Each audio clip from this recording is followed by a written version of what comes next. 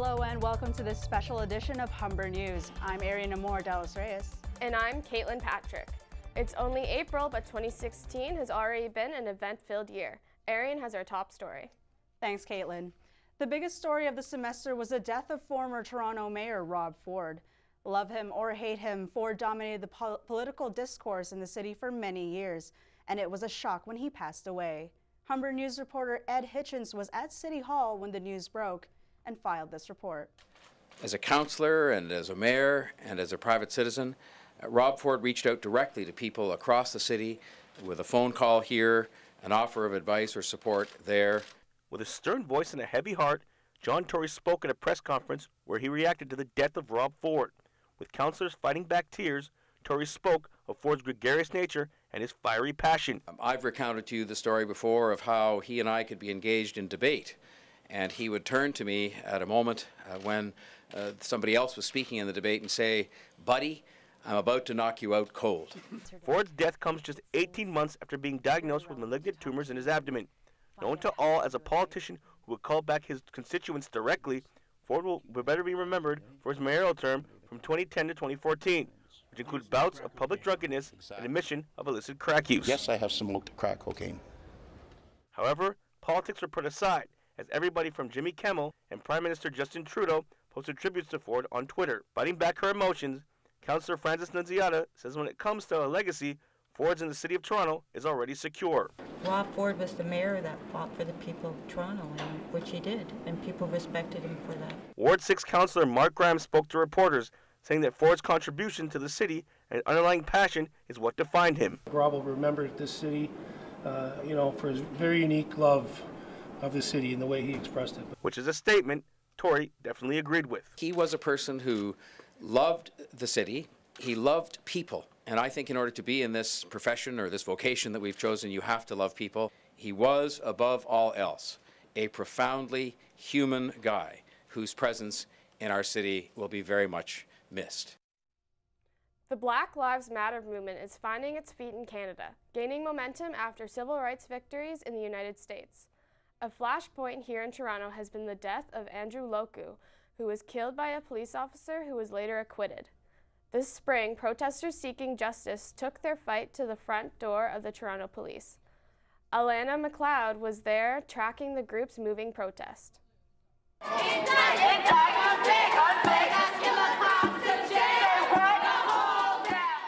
Passions were running high as Black Lives Matter protesters gathered at Toronto Police Headquarters Monday. Trying to stay warm, a crowd amassed in order to protest a number of issues facing the Black community in Toronto. Yusra Kogali explains their position. We received an announcement on Friday evening that the murderer of Andrew Loku has not been charged, and we know that this is extremely, it's an injustice, and it's a reflection of the ways in which Black life is being treated in the city as like we're being disregarded, as if like we're disposable.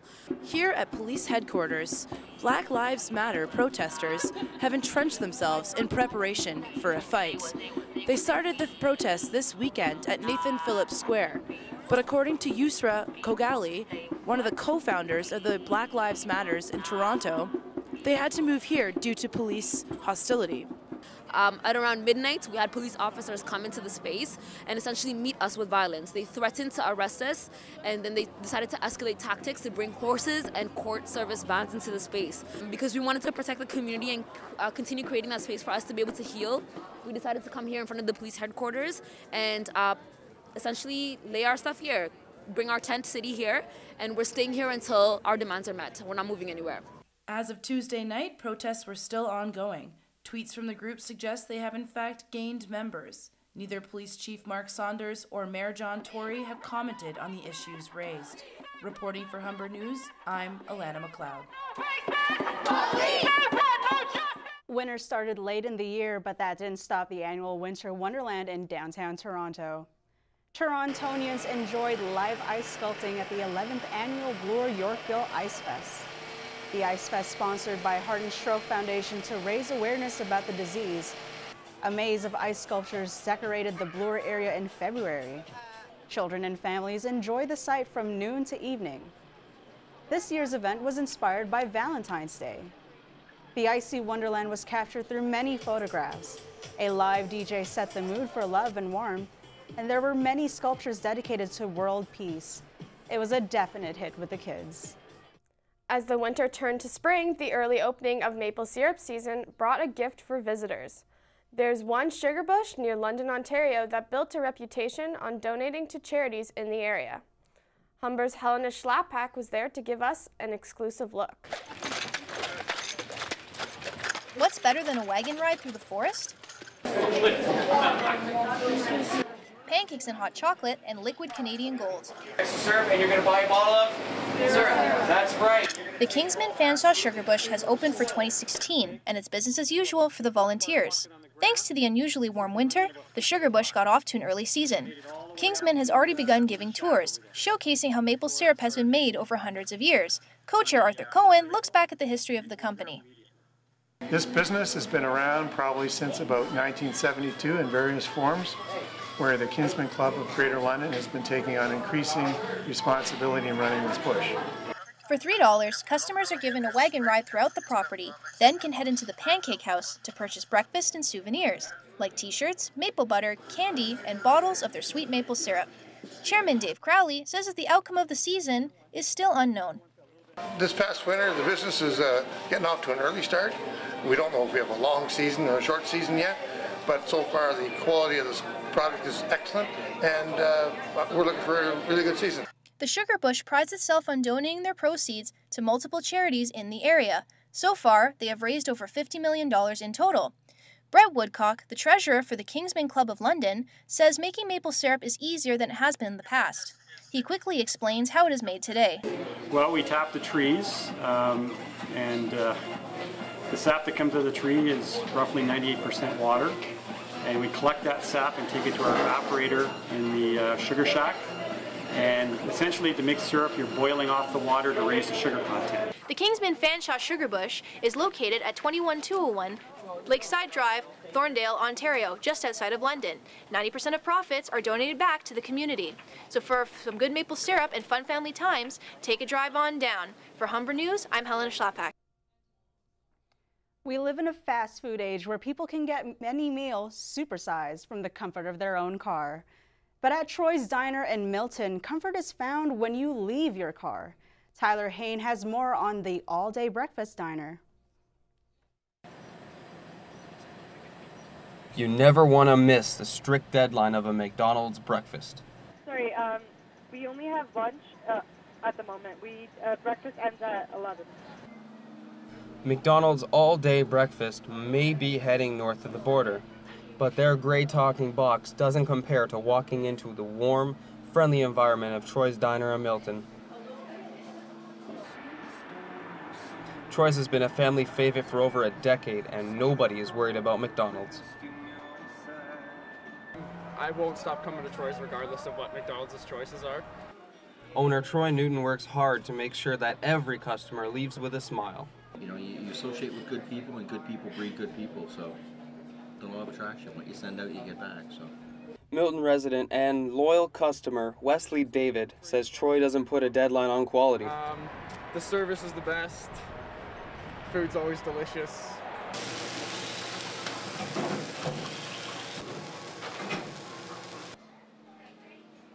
Breakfast chains might be able to duplicate the delicious food, but they can't duplicate the atmosphere. You would never see a Denny's covered in Coca-Cola memorabilia, and that's what makes Troy's Diner so unique.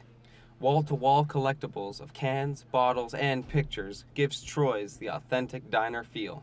It's funny, you look around here, and some things are worth a lot of money, and other things are just things. But you'd be amazed that the stuff that you don't think is worth money is worth a bucket. It's not only about the decorations. It's not only about the food. A successful breakfast business is about being more than just a great speaker. Companies like McDonald's looking to bring all-day breakfast to Canada. Troy says he wants to expand to the U.S. and bring all-day breakfast every day the Canadian way to Las Vegas. Humber News, I'm Tyler Hain. Brampton is being taken by storm by a new sport that combines dodgeball, paintball, and archery. Battle archery is an exciting new sport inspired by archery tag in the United States. 2 teams play 4 matches for an hour in an effort to eliminate the opposing side. Battle archery doesn't require much safety equipment as the tips of the arrows are padded. Players are given face masks but are welcome to bring extra equipment as well. The sport emulates dodgeball but with the added bonus of an arena decked out with towers and a shooting range. Battle archery also offers a game called Survive the Night. Players are given clues and puzzles to solve while holding lanterns in the dark. Battle archery opened up last May and has gathered a steady following of repeat customers. Located near Torbram and Steeles, Battle archery is open 7 days a week. The life of a stand-up comic isn't easy. In Toronto, comics are given the chance to turn a dull weekday night into one full of laughter and tears. Leeman Abdi has more on how these comics are making Monday nights entertaining. Think about it, if every cop was holding a Slurpee, they'd think twice about reaching for their gun. They'd be like, I don't want to drop it, it's pretty full. Right? The Refinery Public House Bar is a place to be if you want to cure the Monday blues. Unrefined Comedy Night is a platform for new and veteran comics. Toronto comedian James Hammond hosts a weekly comedy show at the bar. This show's been going on for about 3 months, and it's been picking up steam. You know, it was a little slow off the bat, but now we got some audiences coming out. We had Ron Jostle out the other day, Gilson Lubin, Roy Day, some of the best comedians in Canada. So it's nice to have some of those guys come out and show support. So it's awesome. It's not uncommon to see familiar neighborhood faces swing by. The comedy night on Mondays has become a staple in the area, an evening to sit back, have a pint and wings, and have a good laugh. Humber College student Megan Graham swings by the Refinery every Monday to hang out with friends and have a good laugh. I mean, it's just somewhere to come, and especially Monday night's comedy, like, just unwind and listen to some funny, can I swear? Funny shit. They make it look easy, but honestly, this isn't something just anybody can do. And there's only one way of getting better, according to professional comedian Ernie Vicente. Perform it every day. So like basically I try to do like 2-3 sets a night. So it's like a gym, you know. So if you work out, 3 times a day, you're gonna get muscles, right? So this is like your comedic muscles kind of thing. Unrefined comedy is also a platform for people to try stand-up for the first time, something Hammond strongly suggests. Don't fear coming out. You got to get out there, and once you do, you're gonna love that taste, and you're gonna come out, keep coming out. So that's comedy, folks. If you're looking for some good food and some good laughs, come out to the Refinery every Monday at 8:30. For Humber News, I'm Lee Van Abdi. That's it for this special edition of Humber News. Remember to keep up to date on all events happening around the world by visiting our website, humbernews.ca. I'm Caitlin Patrick. And I'm Ariana Mordelis Reyes. Thanks for watching.